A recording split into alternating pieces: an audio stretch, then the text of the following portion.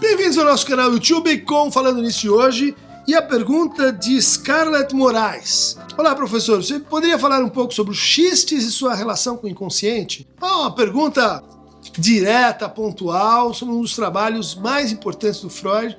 Para o Lacan, teria sido assim aqueles 3 textos esquecidos, inclusive na formação do psicanalista, que é a interpretação dos sonhos, psicopatologia da vida cotidiana, que a gente lembra um pouco por causa da história do Signorelli, né, do esquecimento dos nomes próprios, e xistes e sua relação com o inconsciente, 1905, um trabalho mirabolante do Freud, no sentido que ele tenta descrever, mapear e classificar todas as formas de Witz. Witz, e difícil de traduzir, não é exatamente uma piada, também não é uma anedota.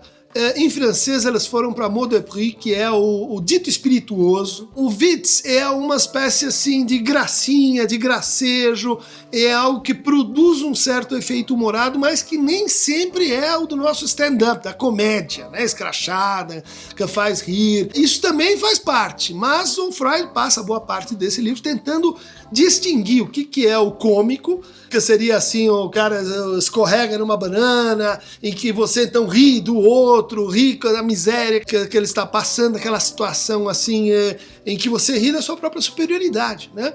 Ele diz, olha, isso não é bem o foco desse trabalho. Também não é o foco desse trabalho o campo mais genérico do humor, né? Que existem muitas formas de humor e tal. Ele vai se dedicar, e o que ele chama de Witz, é uma construção mais ou menos intermediária e que envolve então sobretudo palavras. É uma inteligência, uma forma de inteligência, uma forma de se colocar em relação às palavras e de trabalhar com a linguagem. E ele vai dizer, olha, esse trabalho com a linguagem, ele está a serviço, ele é um exemplo das formações do inconsciente. Então, quando a gente fala em inconsciente, a gente pensa em sonhos, a gente pensa em sintomas, a gente pensa em um ato falho, né, um esquecimento, mas a gente pensa menos. Isso estava lá no Freud explicitamente, no exemplo do xiste, do gracejo, e que ele vai dizer, aqui está envolvido o inconsciente.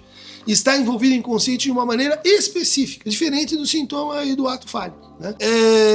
O xiste é um processo social, então, no fundo, esse trabalho é um trabalho seminal sobre a psicologia social freudiana, onde ele vai dizer, olha, para produzir um xiste é preciso que se forme um laço com o outro, um laço social, e por outro lado, o próprio xiste é indutor desse laço de afinidade entre as pessoas, e por isso ela funciona tão melhor dentro daquilo que ele chama de a paróquia, né? A gente faz piadas em grupo, né? Por isso tem piadas machistas, por isso que tem piadas contra determinados tipos, tem piadas corporativas, tem piadas de advogado, tem piadas de psicanalista, porque ela faz paróquia, ele faz grupo, ele faz assim, um conjunto mais ou menos reconhecido de pessoas, né? Bom, esse processo social, ele estaria metapsicologicamente ligado ao seguinte: o outro me conta uma piada. A piada, ela tem uma estrutura que é de suspender temporariamente um tipo de recalque, de Unterdrückung, não de Verdrängung, né? Mas daquilo que a gente tem que esquecer para poder estar no convívio social. Então, quando eu conto a piada, eu cruzo essa barreira, né? Eu faço um laço assim de intimidade, segredo com o outro e digo, olha, nós dois juntos nós vamos transgredir, nós vamos deixar aparecer uma verdade que está reprimida ou oculta ou censurada pelo nosso laço social dominante. Justamente esse cruzamento explica porque uma piada se define pragmaticamente pelo efeito que ela causa. Se riu é piada, se não riu não é. Se produziu um efeito de humor é piada, se não produziu foi uma tentativa de piada. Né? Por quê? Porque o efeito é uma coisa que se mede pelo efeito, como a interpretação psicanalítica. Se produziu transformação, é a interpretação. Se não produziu, era um esboço de. Talvez venha a ser, mas não foi. Né? Então, o xiste, ele cria esse laço com o outro, a partir de um cruzamento, né, de uma emergência de um desejo que está sufocado, e ele produz prazer, ele produz uma satisfação. O que acontece depois que a gente teve essa experiência? Eu queria tê-la de novo. É próprio do prazer, né, pela definição freudiana, tentar voltar a ele. Como é que eu faço para replicar esse prazer que eu tive? Eu conto esta piada para o outro. Vejam só que aí a gente tem a estrutura da transmissão simbólica. Há 3. Você me conta, eu conto para o outro e o outro conta para um quarto, e daí quinto e sexto. Se a gente consegue fazer isso, a gente transmitiu algo. Bom, quando eu conto para o outro e dá certo e ele ri, eu consigo me apropriar, eu consigo retomar um Stück Genuss, né? Um fragmento de gozo, vai traduzir o Lacan.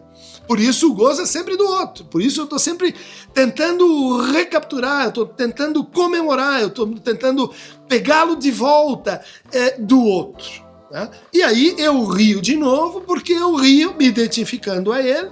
Então há um processo de identificação que é imanente ao xiste e é um processo de repetição que é imanente ao xiste. Daí a ideia de que o gozo e a repetição andam juntos. Quando se constrói o xiste, há sempre, portanto, uma terceira pessoa, que é o lugar no inconsciente, que é o sujeito do inconsciente que vai estar em curso nesta produção linguística e desejante. O Freud divide os xistes em duas classes, os xistes de pensamento, né, aqueles que envolvem assim, um sofisma, um paralogismo, um uso lógico da linguagem, e os xistes de palavra, em que a gente brinca, né, com a deformação das palavras. Né? Quem é o rei da horta? É o rei Polho. Quem é o tio da casa? É o tio Jolo. Você está deformando, né, uma parte da linguagem para produzir um determinado efeito. Só que depois dessa grande divisão, ela começa a subdividir, e ela percebe que ele não consegue mais agrupar e aquelas categorias não são tão boas assim, e daí ele cria outras categorias a partir de novos efeitos que ele vai descobrindo. Portanto, xistes e sua relação com o inconsciente é um trabalho que padece de uma certa assim, unidade, de uma certa conclusividade, em que as próprias categorias que o Freud levanta não se mostram assim tão consistentes. O que parece ser uma lição interessante para um livro sobre o xiste, né? Que ele não seja de fato um tratado fechado dentro de si mesmo. Mais à frente, o Freud vai suplementar o livro dos xistes com um pequeno texto sobre o humor, muito importante, onde ele vai dizer que o humor é essa estratégia a partir da qual o ego consegue driblar o superior. Né? De novo, né, a gente consegue então driblar as repressões sociais, mas a gente consegue driblar o próprio superior quando conta e quando usufrui de uma piada.